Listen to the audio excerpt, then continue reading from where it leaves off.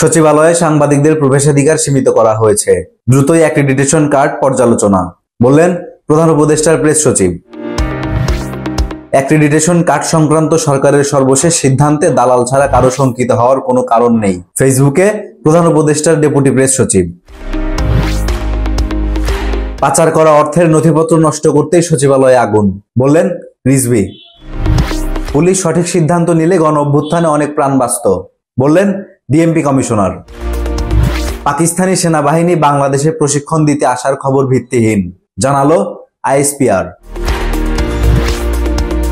একদিনের ব্যবধানে সিলেটে ভারতীয় খাসিয়াদের গুলিতে আরেকজন নিহত। আমাদের প্রধান 3 কাজ: গণহত্যার বিচার, সংস্কার ও নির্বাচন, বললেন আইন উপদেষ্টা। বনভূমি দখলকারীরা যতই প্রভাবশালী হোক, কঠোর ব্যবস্থা নেওয়া হবে, বললেন পরিবেশ উপদেষ্টা।